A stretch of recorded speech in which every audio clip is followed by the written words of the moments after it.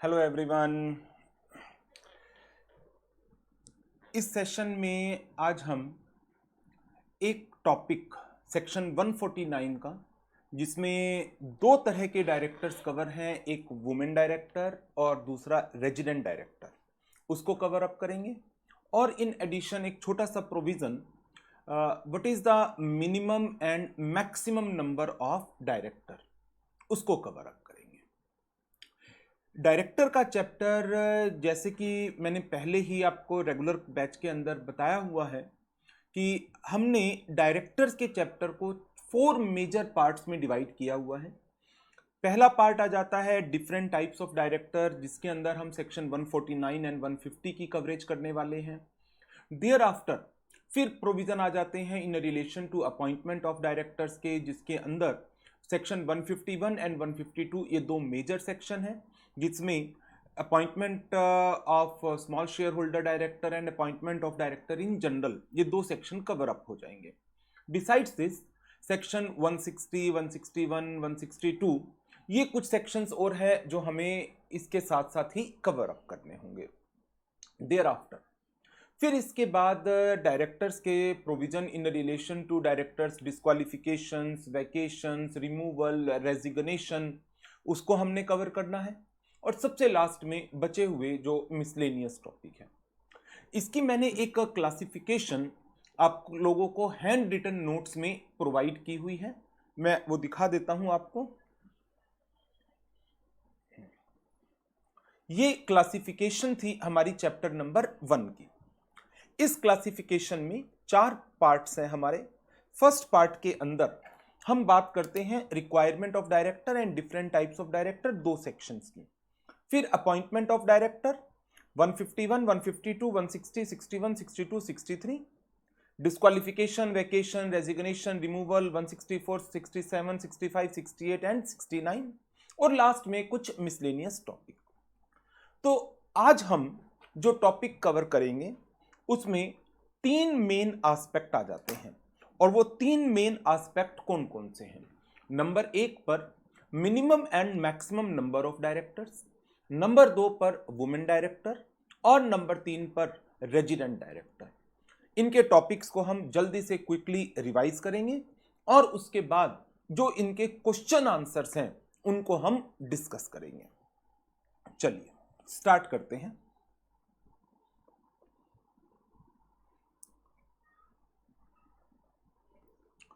Section 149 along with rule number 3, number of directors आपने पढ़ा है। सेक्शन 149 सबसेक्शन 1 कवर करता है, जिसमें यह कहा गया एवरी कंपनी, हर एक कंपनी में एक बोर्ड ऑफ डायरेक्टर्स का होना जरूरी है, and that board of director shall consist of only individuals. एक आर्टिफिशियल पर्सन को एज ए डायरेक्टर अपॉइंट नहीं किया जा सकता। इसके बाद मिनिमम नंबर ऑफ डायरेक्टर्स की बात आती है। 1 पर्सन कंपनी में minimum number of director 1, private company में 2, पब्लिक कंपनी में 3। मैक्सिमम नंबर कितने हो सकते हैं? Maximum number of director in A company can be 15। However, क्या हम 15 से ज्यादा डायरेक्टर्स अपॉइंट कर सकते हैं? यदि हां, तो उसके लिए क्या रिक्वायरमेंट है जो हमें फुलफिल करनी होगी? As per first proviso to section 149 subsection 1, a company may appoint more than 15 persons as the director. However, for this purpose company is required to pass a special resolution. So maximum director can be up to 15, whether it is a case of 1 person company, or it is a case of private company, or it is a case of public company. Irrespective of the classification of the company, maximum number is limited to 15. Thereafter, first proviso to section 49 subsection 1, it provides that a company may appoint more than 15 director, but for this purpose company is required to pass a special resolution. And thereafter, an important point which you need to remember, that is exemption. Exemption is being given to 2 types of companies. One is government company and second one is section 8 company. In case of government company and section 8 company, this limit of maximum number of directors as well as the requirement of passing special resolution to go beyond the 15 number will not be applicable provided two conditions satisfied.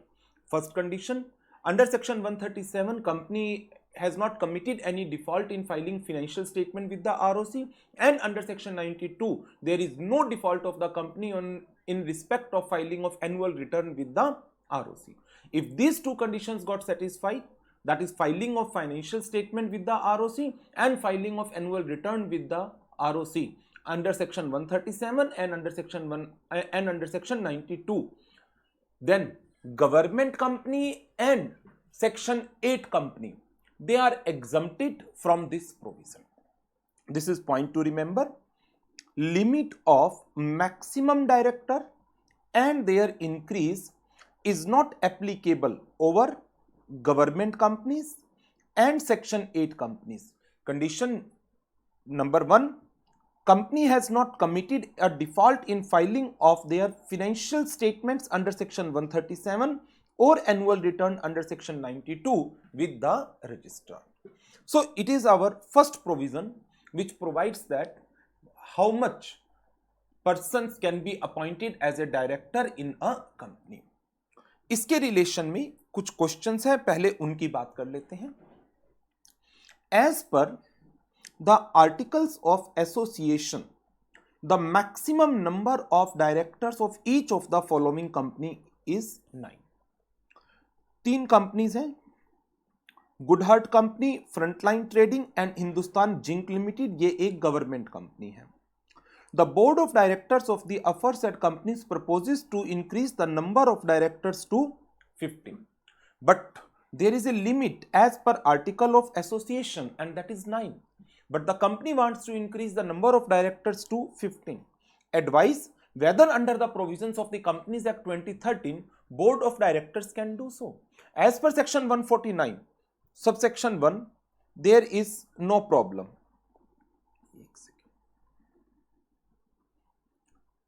Company can appoint directors up to 15. But यहां पर problem क्या है? Article of association में, article of association में maximum number of directors 9 लिखे हुए हैं. So first हमें आर्टिकल ऑफ एसोसिएशन को अमेंड करना पड़ेगा so that article of association इस 9 की लिमिट के बियॉन्ड परमिट कर सकें. नंबर 2, क्या 15 तक जाने के लिए स्पेशल रेजोल्यूशन की रिक्वायरमेंट है? नो, कोई स्पेशल रेजोल्यूशन की रिक्वायरमेंट नहीं है. However, to go beyond 15, special resolution will be required in case of Goodhart Company and Frontline Trading, but that is also not applicable in case of Hindustan Zinc because it is a government company, provided section 137 and section 92 का default ना हुआ हो. So, hint इसका given है, but आपको hint अपने आप mind में create करने हैं कि हाँ इस क्वेश्चन का आंसर क्या होगा, कौन सा रिस्पेक्टिव सेक्शन है, क्या प्रोविजन है. देयर आफ्टर डिटेल्ड आंसर इसके आप लोगों को स्कैनर के अंदर, क्रैकर में या क्वेश्चन बैंक, जो भी आप इसको नाम देना चाहें, उसके अंदर अवेलेबल है. ये देखिए complete answer, same question number मिलेंगे आपको. जो मेन बुक में क्वेश्चन है एक टॉपिक के बाद, उसी सेम नंबर के ऊपर आपको क्वेश्चन बैंक के अंदर आंसर मिलने वाले हैं. As per the articles of association, the maximum number of directors is, चलो क्वेश्चन तो रीड कर ही लिया, आंसर पर चलते हैं. Section 149 subsection 1 of the Companies Act provides that every company shall have a board of director consisting of individual as director, minimum 3 in public company, minimum 2 in private company, minimum 1 in case of OPC. However, maximum number shall be 15. To appoint more than 15 director, a special resolution will be required. Limit of maximum director and their increase is not applicable to government companies and section 8 companies, provided these companies has not committed a default in filing of financial statements or in filing of annual return with the ROC. Applying the provisions of section 149 subsection 1 and the exemptions available, following conclusions may be drawn. In the case of first two companies, that is Goodhart Company and Frontline Trading, The board of director can increase the number by simply appointing the additional 6 directors at the general meeting of the company after following the prescribed procedures. तो 6 नए directors वो appoint करना चाह रहे थे, number 15 पर ले जाना चाहते थे, it's okay, no issue. But इससे पहले आर्टिकल ऑफ एसोसिएशन को ऑल्टर करना जरूरी है ताकि जो मैक्सिमम नंबर 9 उसके अंदर प्रोवाइड किया गया है आप उसको 15 पर ला सकें। However, in case of Hindustan Zinc Limited, the limit of maximum director and their increase shall not apply, provided company ने कोई डिफॉल्ट ना किया हो। तो आपको अपने आंसर को कोशिश करिएगा इसी फॉर्मेट के अंदर रखें। जनरली क्या होता है कि जैसे मान लीजिए ये क्वेश्चन है तो ये क्वेश्चन 5 से 6 नंबर का पूछा जा सकता है, जिसमें एक नंबर तो कंसर्न सेक्शन का आ जाएगा, रेफरेंस का, और देयर आफ्टर 2 नंबर एक्सप्लेनेशन के हो सकते हैं और 2 नंबर कंक्लूजन के हो सकते हैं, डिपेंडिंग अपॉन द मार्क्स। 3 भी हो सकते हैं क्योंकि 3 कंपनीज का केस है, 2 भी हो सकते हैं क्योंकि 2 कंपनीज के केस में कंक्लूजन रिमेन्स सेम, तो 1 नंबर इसका और 1 नंबर गवर्नमेंट कंपनी का। तो आपको ध्यान रखना है अपने आंसर्स को प्रेजेंट करते वक्त कि आप क्वेश्चंस को प्रॉपरली पढ़ें और उसकी अकॉर्डिंग आंसर को प्रेजेंट करें। आंसर में सबसे पहले कोशिश करिएगा रेलिवेंट सेक्शन या रूल का रेफरेंस देते हुए प्रोविजंस की डिटेल लिखें, फिर उसको रिलेट करें क्वेश्चन के फैक्ट्स के साथ एंड लास्ट में एक एप्रोप्रिएट कंक्लूजन आप जरूर दें। सो ये क्वेश्चन था मेरे पास एक maximum and minimum number of directors के ऊपर। चलिए अब आगे बढ़ते हैं। नेक्स्ट टॉपिक है हमारे पास वुमेन डायरेक्टर का।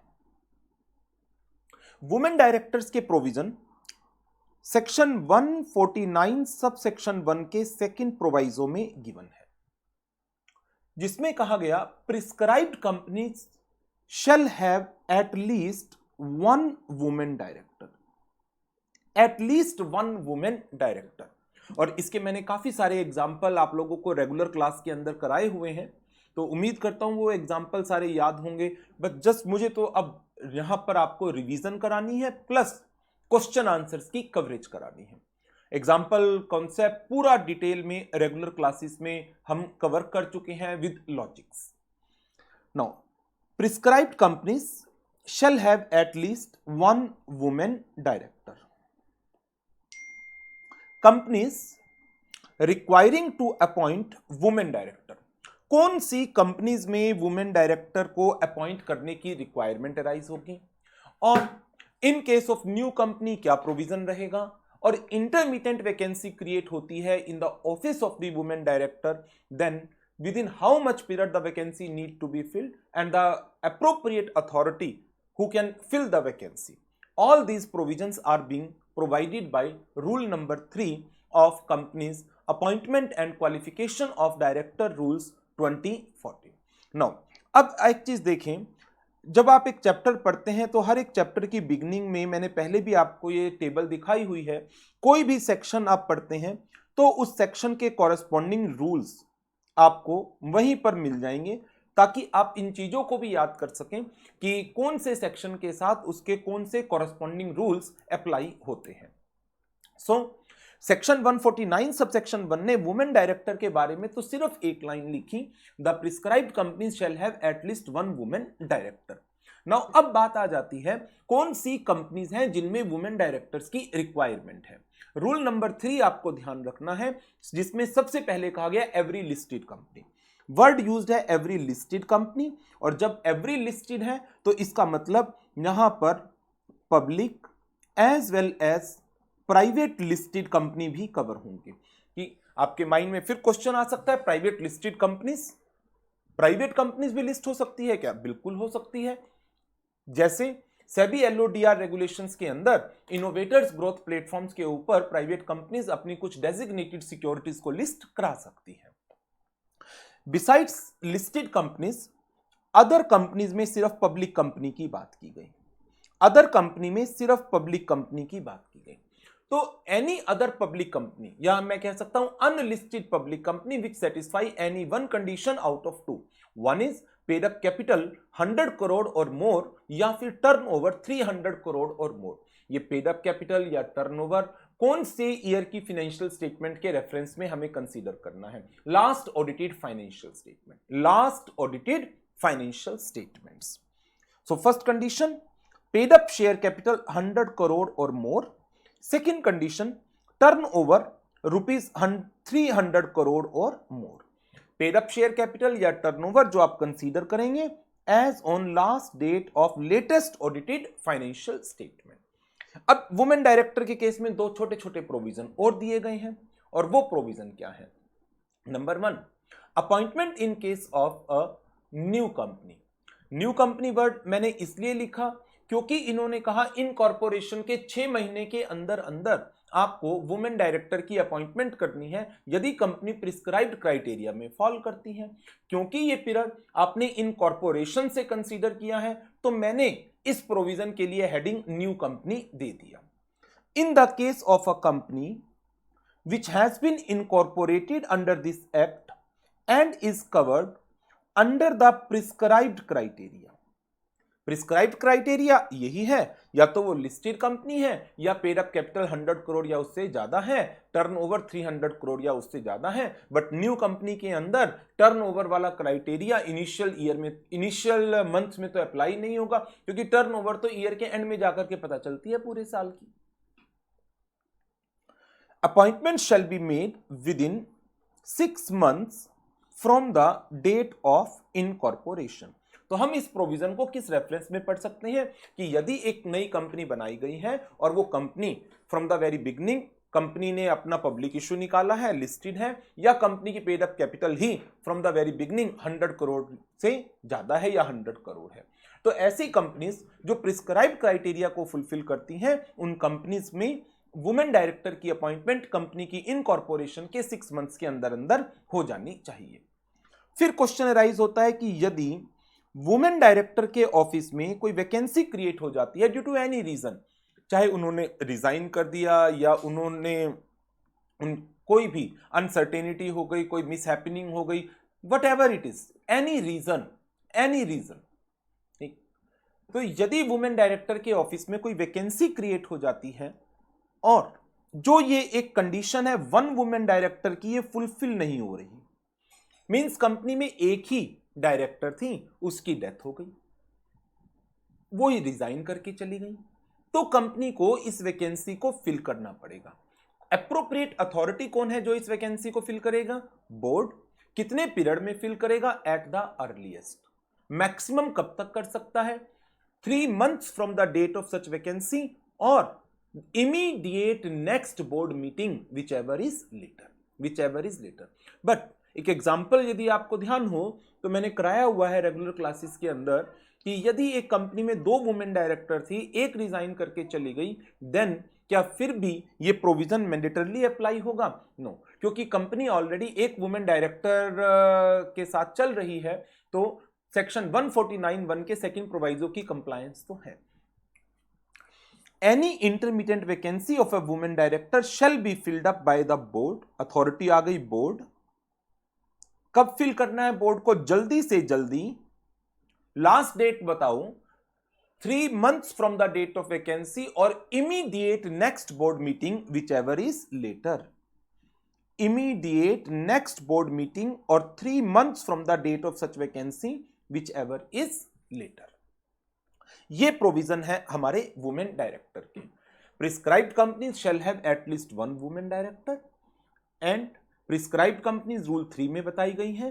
Every listed companies, unlisted public companies either having paid up capital 100 crore और मोर और टर्नओवर 300 करोड़ और more. This paid up capital and turnover need to be considered as per the last audited या latest audited financial statement. Any vacancy in the office of women director shall be filled by board within how much period? At the earliest, but not later than the immediate next board meeting or 3 months from the date of vacancy, whichever is later. Besides this, one more provision is there in the case of a company which is being incorporated under the provisions of this act, within how much period company is required to appoint a woman director? Within 6 months from the date of incorporation, provided company fulfills the prescribed criteria of rule number 3. So ये provisions हैं women director के. आगे बढ़ते हैं. Next provision की हम बात कर लेते हैं, वो है रेजिडेंट डायरेक्टर्स के ऊपर. रेजिडेंट डायरेक्टर का प्रोविजन सेक्शन 149 सबसेक्शन 3 में कवर होता है और जिसकी रिक्वायरमेंट है एवरी कंपनी, एवरी चाहे प्राइवेट है, पब्लिक है, गवर्नमेंट है, नॉन गवर्नमेंट है, सेक्शन 8 कंपनी है, निधि कंपनी है, व्हाटसोएवर, कोई भी कंपनी है, every company shall have at least one director, कम से कम एक डायरेक्टर जो इंडिया में स्टे करता है for a total period of not less than 182 days during the financial year. एक डायरेक्टर का स्टे कम से कम इंडिया में इन अ फाइनेंशियल ईयर 182 डेज या उससे ज्यादा होना चाहिए. However, in the case of A newly incorporated company ये प्रोविजन प्रोपोर्शनेटली अप्लाई होगा. मान लीजिए कंपनी इनकॉर्पोरेट होती है 15 सितंबर 2020 को, तो 2020 एंड 21 के लिए ये प्रोविजन कैसे होगा? 365 डेज में 182 डेज की रिक्वायरमेंट है. कंपनी इनकॉर्पोरेट हुई 15 सितंबर को, 15 सितंबर से 31 मार्च तक के दिन निकाल लीजिए और उसके बेसिस पर कैलकुलेशन कर दो. बहुत सिंपल सी, लाइक 365 में रिक्वायरमेंट 182 डेज की है, तो आपके जितने दिन बनते हैं 15 सितंबर से लेकर 31 मार्च तक कैलकुलेट कर लो. मान लो वो बने, कुछ भी बनते हैं, मान लो मैं फॉर एग्जांपल 190 ले रहा हूं, मैं एग्जैक्टली कैलकुलेट नहीं कर रहा, मैंने 190 ले लिया. 190 के हिसाब से ये प्रोपोर्शनेट डेज कितने बनेंगे? तो डायरेक्टर का इतने पीरियड का कम से कम इंडिया में स्टे होना चाहिए, एटलीस्ट वन डायरेक्टर का, और ये प्रोविजन अप्लाई होता है सारी कंपनीज के ऊपर. Provided that in the case of a newly incorporated company, the requirement under section 149 subsection 3 shall apply proportionately at the end of the financial year in which company is incorporated. However, इस provision को relax किया गया है for financial year 1920. क्यों relax किया गया? इसके पीछे रीजन लॉकडाउन है, कोविड की जो सिचुएशन चल रही थी, तो उस सिचुएशन को देखते हुए, क्योंकि इंटरनेशनल फ्लाइट्स के ऊपर प्रोहिबिशन लगा दी गई थी, रोक दिया गया था इंटरनेशनल फ्लाइट्स को, इंडिया ने भी रोका, बाकी कंट्रीज ने भी रोका, तो 1920 फाइनेंशियल ईयर के लिए इस कंडीशन को रिलैक्स किया गया है. दैट मीन्स यदि मैं 3 फाइनेंशियल ईयर के रेफरेंस में बात करता हूं, मैं बात कर लेता हूं 18-19 ईयर के लिए, तो 182 डेज का क्राइटेरिया फुलफिल करना होगा. 1920 के लिए ये प्रोविजन एप्लीकेबल नहीं होगा. 2021 के लिए ये प्रोविजन 182 डेज का अप्लाई होगा. साथ ही यदि कोई कंपनी 2021 में नई कंपनी बनती है, न्यू कंपनी बनती है, तो उसके ऊपर ये प्रोविजन प्रोपोर्शनेटली अप्लाई हो जाएगा. सो पॉइंट्स टू रिमेंबर में, to support and enable the companies in India to focus on taking necessary measures to address the COVID-19 threat, MCA wide General Circular number 11/2020 dated 24th March 2020 relaxes this requirement for the financial year 1920. इस चीज का ध्यान रखिएगा, ये relaxation सिर्फ और सिर्फ financial year 1920 के लिए दी गई है, not for any other year. हो सकता है गवर्नमेंट इसको लेटर ऑन फाइनेंशियल ईयर 2021 के लिए भी एक्सटेंड कर दे, बट एट प्रेजेंट ये रिलैक्सेशन फाइनेंशियल ईयर 1920 के लिए है. Non compliance of minimum residency for a period of at least 182 days by at least one director of every company under section 149 of Companies Act 2013 shall not be treated as a non-compliance, but only for the financial year 1920. So, concept हमारे सारे revised हो गए, minimum maximum number of director का, women director का and resident director का.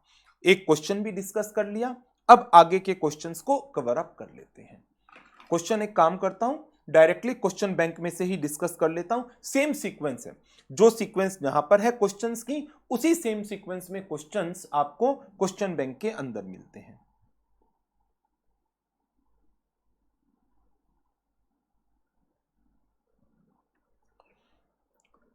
Question number 2, in XYZ limited an intermittent vacancy of women director arises on 15th of June 2019.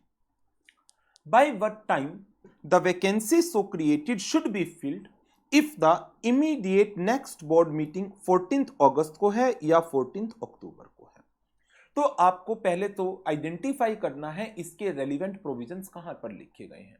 इसके relevant provision rule number 3 में लिखे गए हैं। रूल किसके? Companies appointment and qualification of director rules 2014 के। और उसके रूल नंबर 3 की according any intermediate vacancy shell be filled by the board. एक बात ये ध्यान रखनी है आपको, बोर्ड ने फिल करनी है at the earliest but not later than 2 points immediate next board meeting और 3 months from the date of vacancy whichever is later. 15 जून 2019 को वैकेंसी क्रिएट हुई तो इसके 3 महीने जून से जुलाई, अगस्त, सितंबर 2019 डेट कौन सी लेनी है? 15 जून है तो एक दिन पहले आपको लेनी है। दैट मींस 3 months हो गए 14 सितंबर 2019 को। From the date of vacancy 3 month मैंने ले लिए। अब मुझे देखना है कि नेक्स्ट बोर्ड मीटिंग कब है। पहले केस में कहा गया नेक्स्ट बोर्ड मीटिंग है 14 अगस्त को। 14 अगस्त और 14 सितंबर विच एवर इज लेटर 14 सितंबर। सेकेंड केस 14 अक्टूबर 14 सितंबर विच एवर इज लेटर अक्टूबर। तो सेकेंड केस का आंसर हो गया 14 अक्टूबर। पहले आप आंसर में रूल 3 की एक्सप्लेनेशन देंगे, फिर फैक्ट बताएंगे 15 जून को वैकेंसी क्रिएट हुई तो इमीडिएट नेक्स्ट बोर्ड मीटिंग यदि 14 अगस्त को होती है तो आपको ये अपॉइंटमेंट कब तक करनी है? 14 सितंबर 2019 तक आपको इस वैकेंसी को फिल करना है। हाउएवर यदि नेक्स्ट बोर्ड मीटिंग 14 अक्टूबर को होती है, प्रोविजन हमारे पास लेटर का है, तो आपके लिए लास्ट डेट आ जाती है 14 अक्टूबर 2019। राइट, ये था हमारा क्वेश्चन वुमेन डायरेक्टर के केस में फिलिंग ऑफ इंटरमीडिएट वैकेंसी के ऊपर। नेक्स्ट क्वेश्चन है, Royal Limited is a company listed at Madras stock exchange. Company एक लिस्टेड कंपनी है, इनकॉर्पोरेट हुई है 1 जनवरी 2018 को। Board of director decides to appoint in its board women director and the resident director. Explain the provisions of Companies Act and state whether it is mandatory for the company to appoint such directors in the board. Yes, section 149 subsection 1 का second proviso ये कहता है prescribed company shall have at least 1 women director, और rule number 3 उसने कहा every listed company shall have the women director।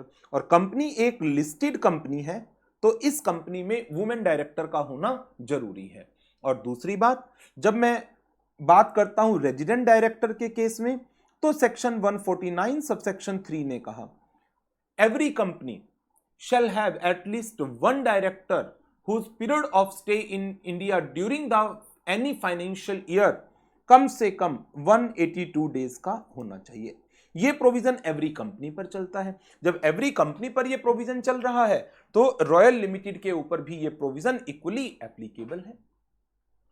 So rule 3 and proviso to section 149(1) ये हमने complete provision दिया किन किन कंपनीज में वुमेन डायरेक्टर की अपॉइंटमेंट होती है। एंड क्वेश्चन नंबर 1 में था, is it mandatory for the company to appoint such director? Yes, it is mandatory to appoint women director क्योंकि ये एक लिस्टेड कंपनी है, एंड रेजिडेंट डायरेक्टर क्योंकि 149(3) में एवरी कंपनी पर प्रोविजन अप्लाई होता है। आगे आपका आंसर क्या होगा यदि ये कंपनी एक नॉन लिस्टेड कंपनी है and board of director decide not to have the women director. अच्छा, तो इसके लिए मुझे न्यू कंपनी वाला प्रोविजन देखना पड़ेगा, क्योंकि कंपनी इनकॉर्पोरेट हुई है 1 जनवरी 2018 को। यदि कंपनी रूल 3 के प्रिस्क्राइब्ड क्राइटेरिया को फुलफिल करती है, then the company is required to appoint the women director within 6 months from the date of incorporation. देखिए इसके आंसर को, in the case of unlisted company appointment of women director is not mandatory provided company is not covered under rule 3। आप इसके answer को change कर सकते हैं, और वो चेंज क्या हो सकता है, यदि company prescribed criteria as provided under rule 3 को फुलफिल करती है, in that case company is mandatorily required to appoint the women director within 6 months from the date of incorporation. ये प्रोविजन भी मैंने यहां पर लिखा हुआ है। आप क्वेश्चन को पढ़कर क्वेश्चन की जो जो रिक्वायरमेंट है उसके रिलेटेड प्रोविजंस को अपने आंसर का पार्ट बनाएंगे। क्वेश्चन का थर्ड पार्ट, आपका आंसर क्या होगा यदि कंपनी लिस्टेड नहीं है। Okay, paid up share capital 50 crore है, टर्नओवर 200 करोड़ है। बस अब तो बात ही खत्म हो गई, क्योंकि कंपनी रूल 3 के प्रिस्क्राइब क्राइटेरिया में फॉल ही नहीं कर रही। डिसाइड, क्या company is mandatorily required to appoint the women director? नहीं, बिल्कुल भी नहीं।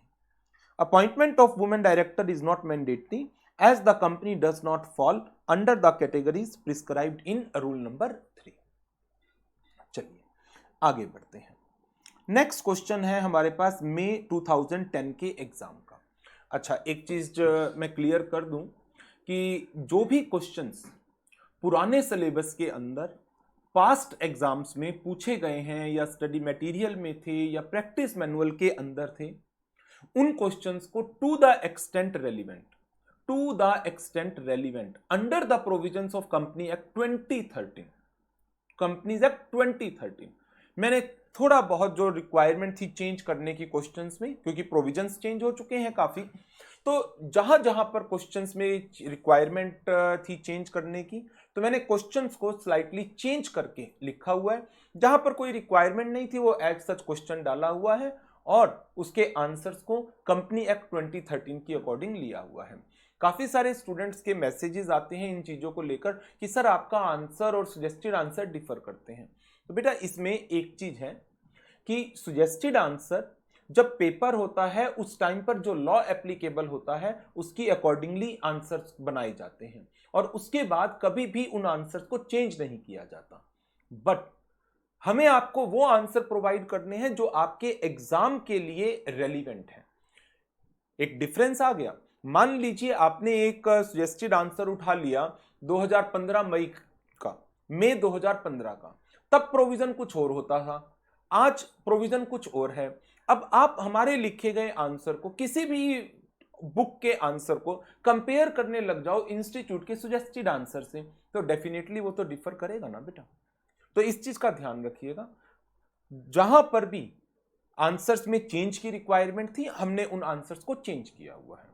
जहां पर आंसर्स सिग्निफिकेंटली डिफर करते हैं due to difference of opinion, provision में चेंज नहीं है बट हमारी ओपिनियन डिफर कर रही है इंस्टीट्यूट के सजेस्टेड आंसर से, तो वहां पर एक क्लियर कट नोट मैं हर एक आंसर के नीचे देता हूं कि मेरा आंसर डिफर कर रहा है आईसीएआई के सजेस्टेड आंसर से, और इस डिफरेंस का कारण क्या है, मेरा व्यू पॉइंट क्या है, और इंस्टीट्यूट ने अपना आंसर क्या दिया है।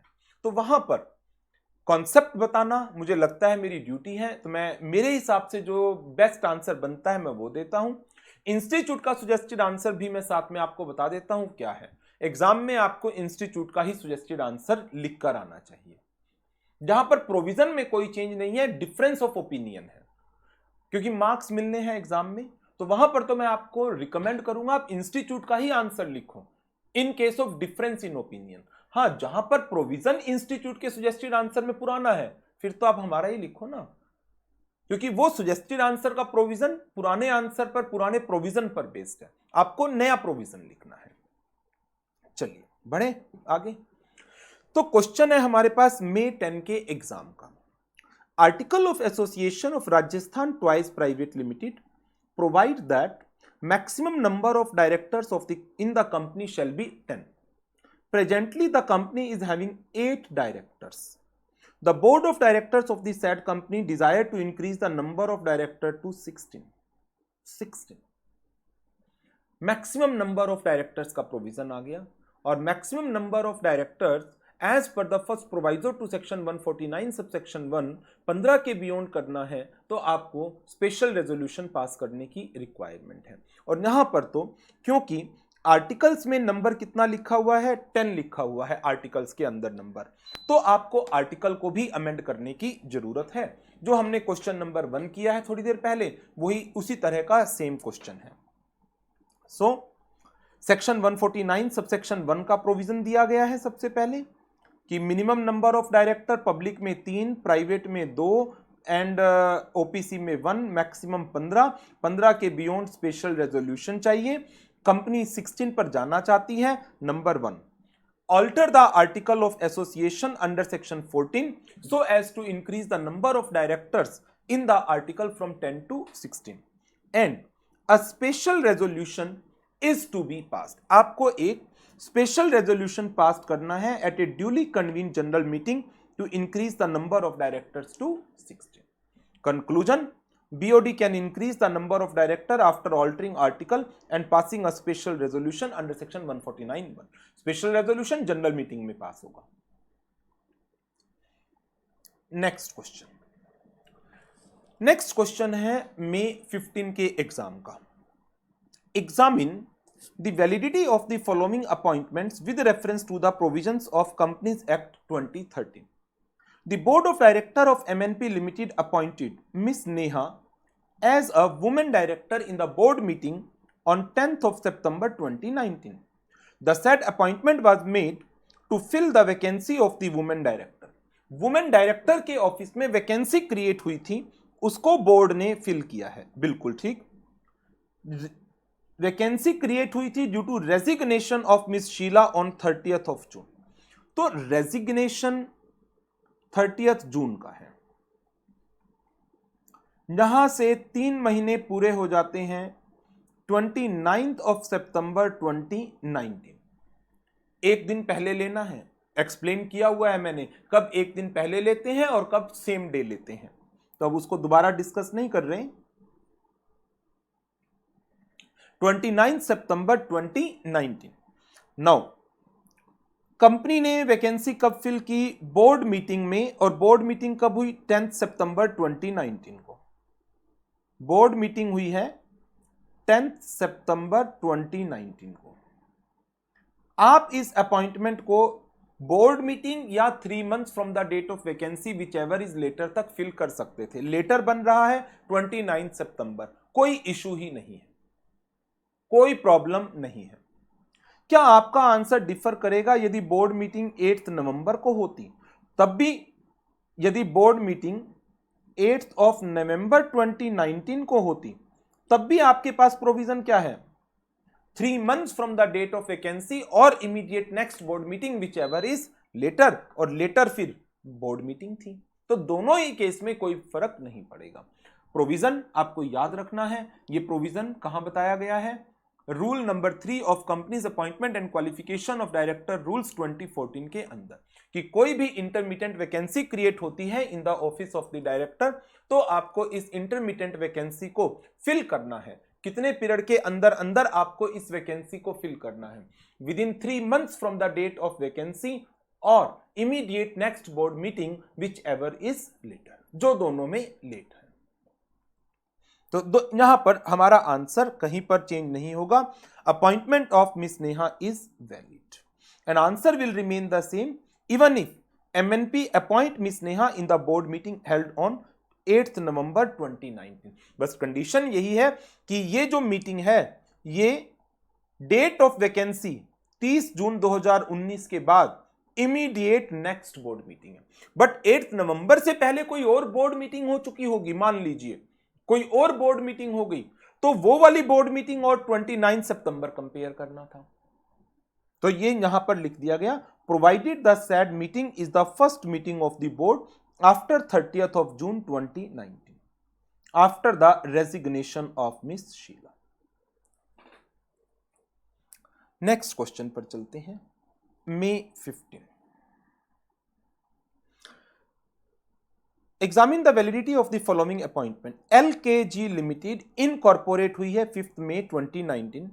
Mister Ramanujam was appointed as the first resident director of the company in the board meeting held on 30th September 2019. Now, अब इसमें दो चीजें हैं. एक तो आप इस क्वेश्चन का आंसर इस पॉइंट पर ले जा सकते हो कि कितने दिन का टाइम हुआ है इसमें. 30 सितंबर से यदि मैं काउंट करूं, सितंबर का एक दिन, अक्टूबर के 31 दिन, अक्टूबर, नवंबर, दिसंबर, जनवरी, फरवरी एंड मार्च, 184 डेज. 184 डेज. और 365 में चाहिए थे 182 डेज. 184 में कितने चाहिए थे? तो 182 डिवाइड बाय 365 मल्टीप्लाई 184, 92 डेज. नहीं, सॉरी, इनकॉर्पोरेशन तो कब हुई है? 5 मई से काउंट करने हैं ना. 365 माइनस 30 माइनस 4, 331 दिन. कंपनी के बने हुए तो 331 दिन हो गए ना इस केस में. तो 182 days divide by 365 multiply 331, requirement आ गई हमारे सामने 165 डेज की. 165 डेज की. और रामानुजम का स्टे कितना है? रामानुजम का स्टे है सिर्फ और सिर्फ 92 बने थे शायद, या 94 थे. एक दिन सितंबर में, अक्टूबर में 31, नवंबर, दिसंबर, जनवरी, फरवरी एंड मार्च. सॉरी, 184 है. 184 रिक्वायरमेंट है 165 की, 184. एक तो आप इस पर अपने आंसर को फ्रेम कर सकते हैं, एक पॉइंट. दूसरा, फाइनेंशियल ईयर 1920 में ये प्रोविजन अप्लाई नहीं हो रहा. क्यों? मिनिस्ट्री ऑफ कॉर्पोरेट अफेयर्स ने रिलैक्सेशन दे रखी है. दूसरी बात.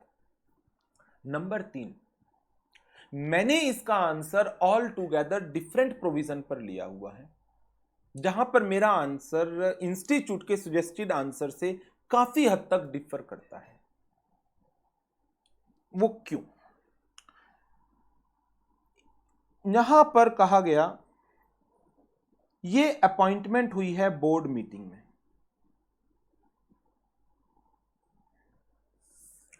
बोर्ड के पास तो कोई अधिकार नहीं है डायरेक्टर को अपॉइंट करने का, एक्सेप्ट इन स्पेशल केसेस. अपॉइंटमेंट तो कौन करेगा? कंपनी करेगी इन द जनरल मीटिंग्स.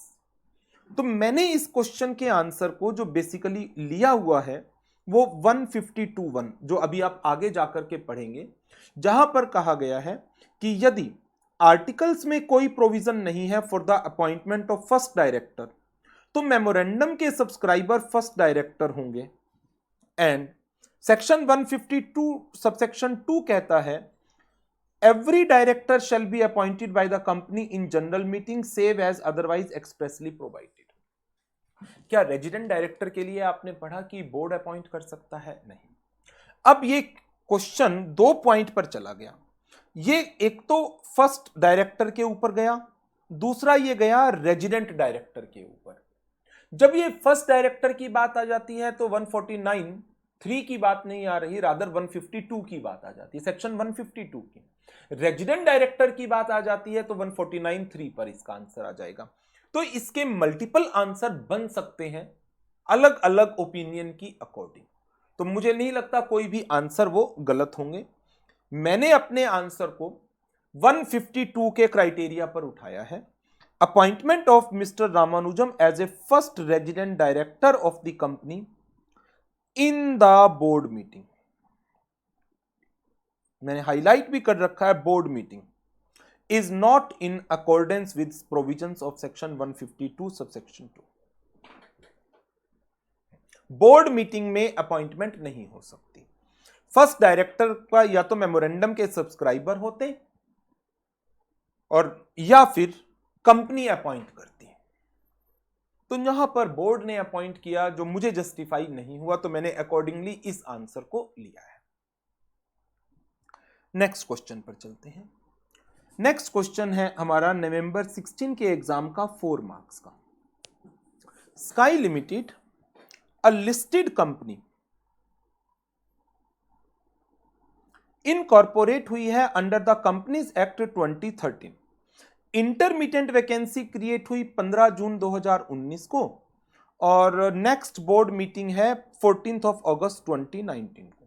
फिर क्या काम करना है, 3 महीने काउंट करो यहां से, जून से जुलाई, अगस्त, सितंबर 15 की जगह 14 सितंबर 2019 तक, या नेक्स्ट बोर्ड मीटिंग है 14 अगस्त 2019, विचएवर इज लेटर आ गई ये डेट, तो आप 14 सितंबर 2019 तक वैकेंसी को फिल कर सकते हैं। और आपने तो वैकेंसी कब फिल कर दी, 14 अगस्त को, तो क्या ये करेक्ट अपॉइंटमेंट है, वैलिड अपॉइंटमेंट है? जी हां, वैलिड अपॉइंटमेंट है। आप 14 सितंबर तक वैकेंसी को फिल कर सकते हैं। आंसर में रूल नंबर 3 की एक्सप्लेनेशन आ जाएगी और conclusion, applying the provision of rule 3 the vacancy shell be filled by 14th August 2019 और 14th September 2019 whichever is later। चलिए नेक्स्ट क्वेश्चन पर चलते हैं। Next question May 19 old syllabus में 4 मार्क्स का पूछा गया है। KMR लिमिटेड लिस्टेड है, लो जी, लिस्टेड कंपनी है, 15 डायरेक्टर्स ऑलरेडी है बोर्ड में। Article of the said company provide for the maximum, article के हिसाब से भी नंबर ऑफ डायरेक्टर्स कितने हैं, 15, आर्टिकल के हिसाब से भी। Due to diversification and expansion of the activities the board of director of the said company desire to increase the number of directors to 18 पर जाना चाहते हैं। Decide with reference to the applicable provisions of the companies act 2013, क्या board of directors ऐसा कर सकते हैं? First proviso to section 149 subsection 1 कहता है 15 के बियॉन्ड जाना है तो स्पेशल रेजोल्यूशन पास करना पड़ेगा।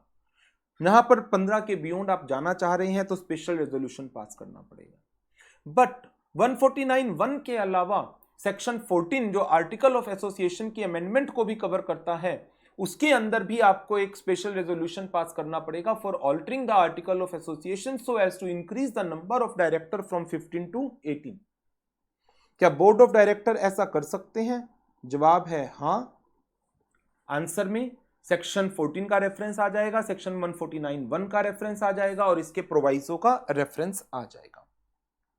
Conclusion, BOD can increase the number of directors after altering article of association under section 14 and by passing a special resolution under section 149 subsection 1। Second part, क्या आपका आंसर डिफर करेगा यदि ये एक government company होती? अब गवर्नमेंट कंपनी की बात आ गई तो उसकी एग्जम्पशन लिखो कि गवर्नमेंट कंपनीज के ऊपर maximum number of director and their increase की जो रिक्वायरमेंट है स्पेशल रेजोल्यूशन की वो एप्लीकेबल नहीं होती, प्रोवाइडेड कंडीशंस का कंप्लायंस है। और कंडीशंस क्या है? No default in filing the financial statement under section 137 with ROC and no default in filing of annual return with the ROC. तो ये आप बताएंगे। और साथ साथ एग्जम्पशन वाली बात आ गई कि limit of maximum director and their increase is not applicable to government companies. So पहले प्रोविजन, फिर फैक्ट्स ऑफ द केस और उसके बाद फिर आपको देना है एक कंक्लूजन, कंप्लीट कंक्लूजन। कोशिश करिएगा अपने आंसर्स को इसी फॉर्मेट में प्रेजेंट करने की। टू द एक्सटेंट पॉसिबल मैंने आंसर्स को बहुत सिंप्लीफाइड फॉर्म में प्रेजेंट करने की कोशिश की है सो दैट आप इनको इजीली रिटेन कर सकें, बड़े आराम से इनको पढ़ सकें। अब देखो, हमने इतने क्वेश्चंस डिस्कस किए और जितने भी हमारे कॉन्सेप्ट थे